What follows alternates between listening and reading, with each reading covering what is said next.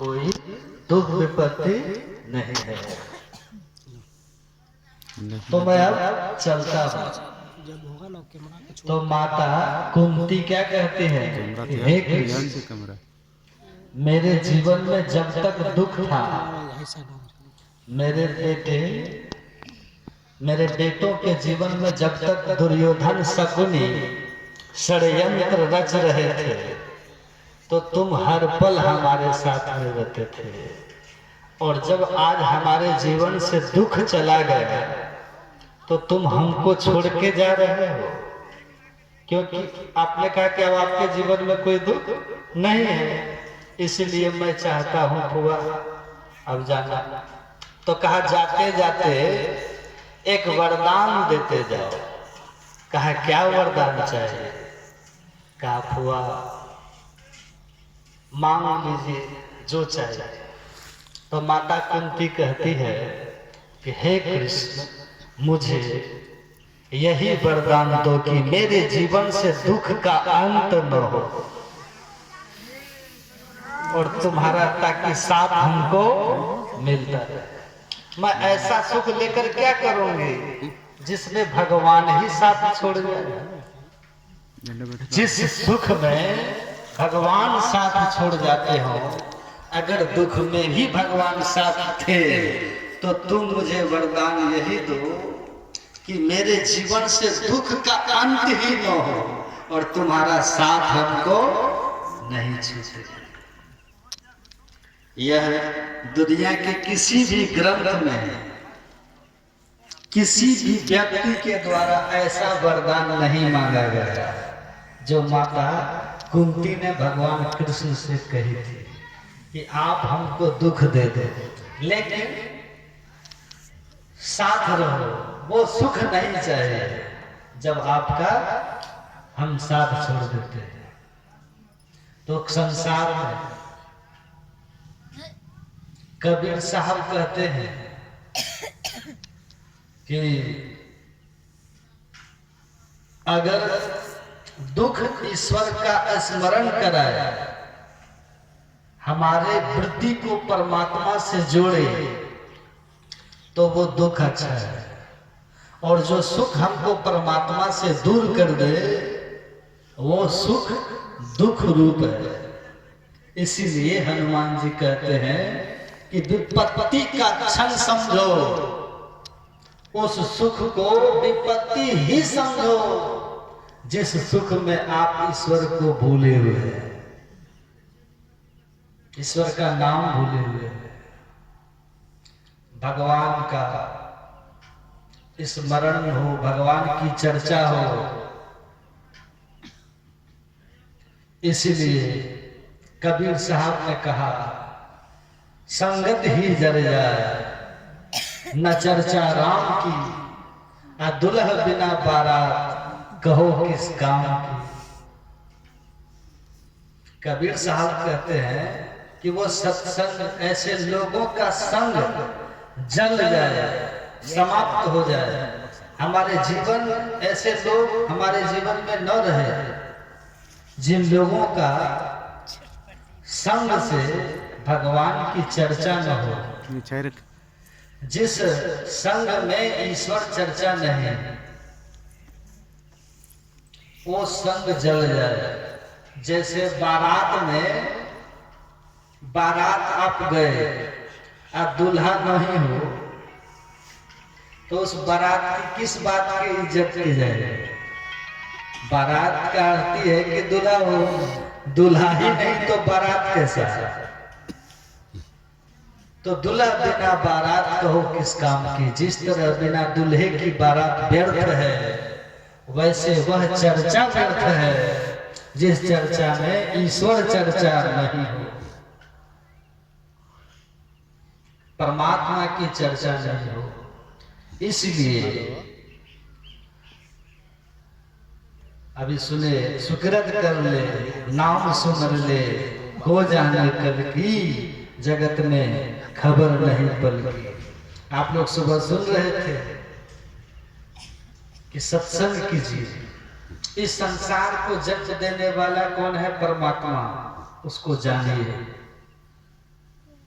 मानव जीवन का लक्ष्य है, क्योंकि जो ईश्वर को नहीं जानते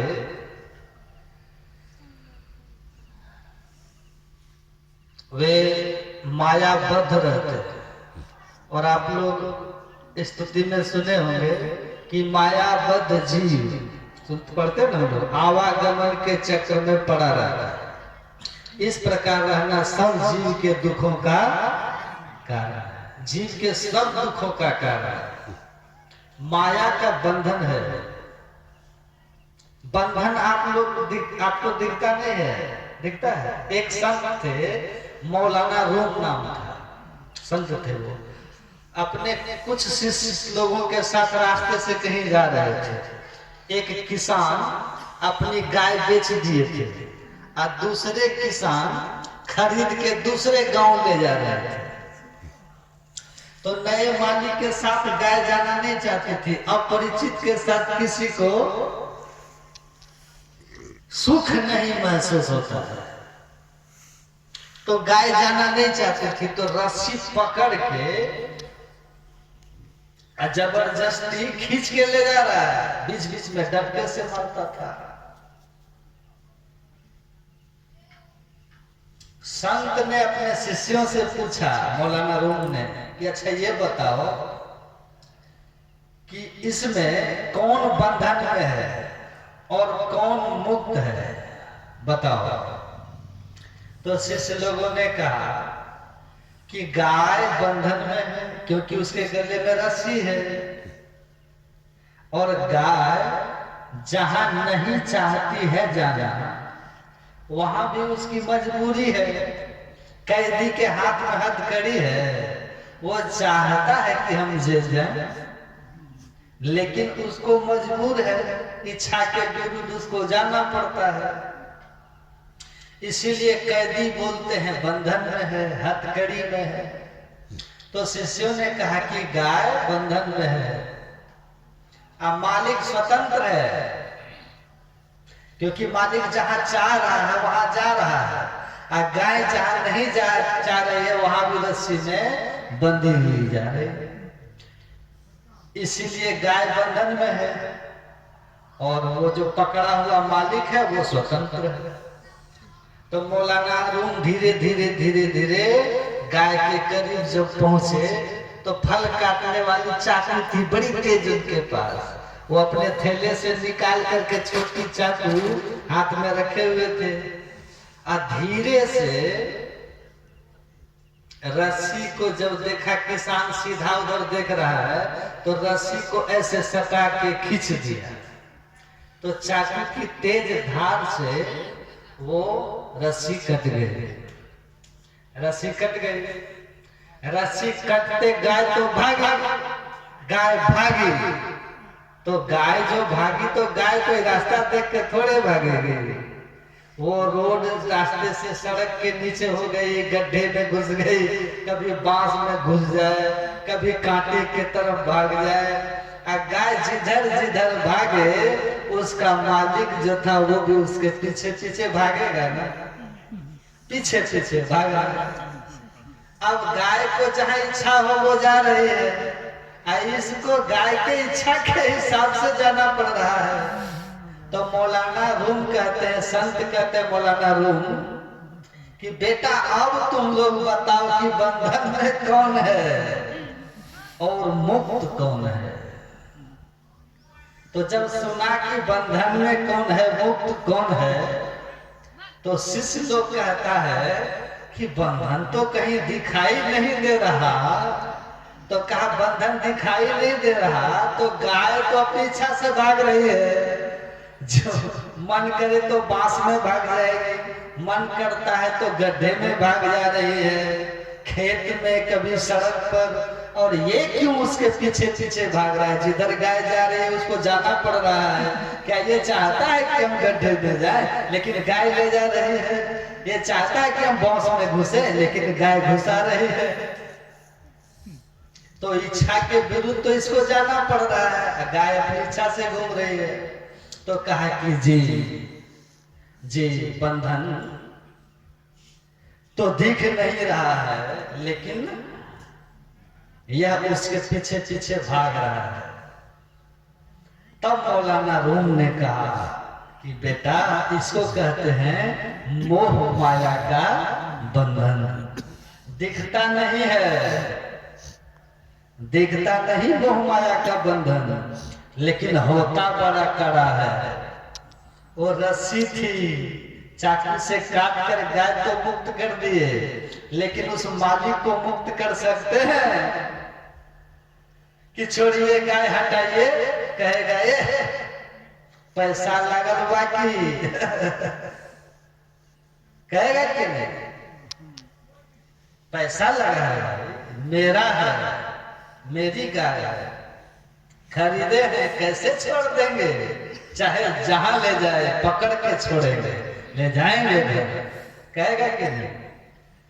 तो माया का बंधन जो है, मोह का बंधन दिखता नहीं है, किसी को दिखता नहीं है, लेकिन अनुभव सब करते हैं और सब उसके सामने मजबूर होते हैं, सब मजबूर होते हैं। नारद जी गए भगवान विष्णु के पास, तो गए तो देखे कि नरक में एकदम भीड़ है, नरक में एकदम भीड़ है, काफी अरसा अरसी जिसको बोलते हैं। अब वैकुंठ गए, स्वर्ग गए तो देखते हैं कि आदम ये नहीं है, सब 2 4 5 लोग घूम रहा है, पूरा सीट खाली पड़ा हुआ है। तो नारद जी ने भगवान विष्णु से कहा कि भगवान इस स्वर्ग वैकुंठ इस सब लोग खाली पड़ा हुआ है स्वर्ग का, आई नरक में इतना भीड़ है, क्या बात है? इस स्वर्ग में लोगों को कुछ मौका दीजिए ना, दीजिए। तो भगवान विष्णु ने कहा क्या करें, कोई आना ही नहीं चाहता है स्वर्ग, सब नरके पसंद करता है। कहा कि क्या कर रहे हैं भगवान, नरक कौन चाहेगा, स्वर्ग तो सब चाहते हैं। कहा जाइए ना स्वर्ग में, सबसे ऊंचा स्वर्ग वैकुंठ है हमारा धाम, तो वैकुंठे धाम में ले आइए जो आना चाहता है, जाइए धरती पर। तो नारद जी कह के चलते हैं, तुरंत आपका वैकुंठ भर देंगे हम। और नीचे जब आए धरती में, देखा एक सेठ जी एकदम टीका चंदन लगा करके सुबह सुबह स्नान करके दुकान पर बैठ करके माला फेर रहे हैं। कहा सेठ जी क्या हाल चाल है? कहा ठीक ठाक है। कहा कि अब तो उम्र इतनी अधिक हो गई, क्या करिएगा, बाल बच्चा सब हो ही गया है, जगह धर लिया है, चलिए थोड़ा अब छोड़िए संसार, चलिए वैकुंठ। भगवान विष्णु के तरफ से आदेश है, मैं देवर्षि नारद हूँ, चलिए हम ले चलेंगे। सेठ जी बोला कि ठीक है, आप कह रहे हैं वैकुंठ तो हम तो चलेंगे, वैकुंठे अब जाना है, अब करना क्या है, लेकिन बेटा अभी हमारा बिजनेस ठीक से संभाला नहीं है, ठीक से बेटा बिजनेस संभाल लेगा तब हम जाएंगे। तो नारद जी कहे कि ये नहीं जाएंगे, अभी इनको काम है, दूसरे जगह गए, वहां कहे कि आप चलिए। कहा हाँ हाँ किसान था, जा रहा था खेत के तरफ, कहा चलिए बुढ़ापा में कौन खेती, अरे बाल बच्चा को थमाइए, खेती गृहस्थी पशुपालन और चलिए भगवान का वैकुंठ धाम हटाइए ये सब। हम नारद हैं, भगवान विष्णु के तरफ से आए हैं, वैकुंठ खाली है, चलिए चलिए। तो किसान बोले कि नाना हम एकदम जाएंगे, आप चिंता मत कीजिए, हम एकदम जाएंगे, लेकिन थोड़ा कर्जा उर्जा है, बेटा उतना समझदार अभी नहीं है, कर्जा उर्जा उतार लेंगे, अब तब उसके बाद वैकुंठ के बारे में भी सोचा जाएगा। कहे कि ये बूढ़े बाबा अभी तक फंसे हुए हैं, इतना धूप में कष्ट उठा रहे हैं, हम वैकुंठ की बात करें तो कह रहे हैं कि नहीं अभी रहने दीजिए। बहुत घूमे नारद जी धरती में, न महिला कोई बूढ़ी मिली, न कोई पुरुष तैयार हुआ, सोचे लजा गए एकदम कि भगवान को कहते वैकुंठ में भीड़ कर देंगे, यहाँ तो एक आदमी नहीं मिला। लजा गए, एक आदमी जाने के लिए भी नहीं मिल रहा, लाख दुख है नहीं जाना चाह रहा। तो ऐसे ही गांव से गुजर रहे थे, जैसे चौक है ना, यहाँ चौक जैसे है, तो वहां देखते हैं कि एक बूढ़ा को एक नौजवान मार रहा, 4-5 थाप मार दिया, पैसा छीन लिया। अब उसके बाद बूढ़ा कहता है भगवान हमको उठा लीजिए, यही दिन दिखाने के लिए रखे थे। सब इज्जत चौपट हो गया। कहा क्या हो गया? नारद जी पूछे क्या हो गया इज्जत चौपट? क्या हो गया, क्या हो गया? नारद जी को आस जगी कि चलो कम से कम एक आदमी मिल गया है जो कहता है कि भगवान हमको उठा दीजिए। अब दुनिया को क्या रंग दिखाएंगे, लोग क्या कहेगा? नारद जी पूछे क्या बात है, क्या बात है? कहा कि मेरा पोता है, गलत आदत में पढ़ करके जुआ शराब नशा पड़ गया है इसको। हम पहले नौकरी करते थे बाबा, रिटायर हो गए हैं, पेंशन मिला था, आज पेंशन उठा के हम जा रहे थे कि घर कुछ काम हम करेंगे, आ करके पैसा मांगने लगा। हम जानते थे कि ये जुआ शराब में खर्च कर देगा, हम नहीं दे रहे थे पैसा, तो पोता हमको मारने लगा। अब मार करके पैसा भी छीन लिया और चला गया। बताइए, जिन लोगों के लिए हम इतना किए वही पोता आज पिट गया। अब हम जीने का इच्छा नहीं है। हे भगवान कहिया उठाइएगा, कब उठाइएगा? अब हम चले जाएंगे। नारद जी कहे आप चिंता मत कीजिए, हम देवर्षि नारद, हम देवर्षि नारद, भगवान विष्णु ने कहा कि वैकुंठ में भीड़ खाली पड़ा हुआ है, जो भी आना चाहे उसको लेके आइए। बड़ा अच्छा हुआ, आपका पीछे का किया हुआ क्या है क्या नहीं है भगवान का आदेश है वैकुंठ के लिए। चलिए छोड़िए, अब वैकुंठ चलते हैं। पोता मार दिया आपको, पब्लिक में भड़का दे रहे हैं उसको कि बड़ा जल्दी निकल ले, एक भी साथ हो जाए तो हमारी इज्जत रह जाए। जल्दी चलिए, जल्दी चलिए। आप क्या कीजिएगा? रख के दुनिया में चौक चौराहा पर पोता सबके सामने पीट दिया। अब आप दुनिया में मत रहिए, दुखी रहिएगा। नारद जी का उपदेश सुन करके बूढ़ा भड़क गया, कहा कि दिमाग खराब है। साधु महात्मा आपको क्या मालूम, बाल बच्चा है, पिता पोती है, ये आप जानिएगा। क्या होता है पोता पोती, क्या होता है दादा पोता का प्रेम मोह। अरे हमको पोता है तब ना मारा, जिसको है ही नहीं क्या मारेगा? हमको पोता है तब ना मारा, तुमको तो ब्याह नहीं हुआ, तुमको क्या जानोगे तुम पोता पोती, हमको है तो मारा मारा मारा। चलिए वैकुंठ, पोता को छोड़ के वैकुंठ चलिए। नारद जी के धन है प्रभु आपकी माया, चौक पर पिटाता है लेकिन फिर भी वैकुंठ नहीं जाता है। तो माया का जो बंधन है ना, बड़ा कठिन रहता है। इसी के कारण दुनिया में बड़ा गंजन है। तो महापुरुष लोग कहते हैं कि ये जो जब तक माया का बंधन रहेगा ना, दिखता नहीं है लेकिन बड़ा कष्ट देता है। देखिएगा, बेटा गिर गया, छोट बेटा को लगा है, वो रो रहा है कि नहीं रो रहा, माँ ये पहले रोना शुरू कर देगी। अरे बाप, चोट तो बेटा को लगा, माँ क्यों रो रही है? बच्चे का मोह है, उसको मोह है ना।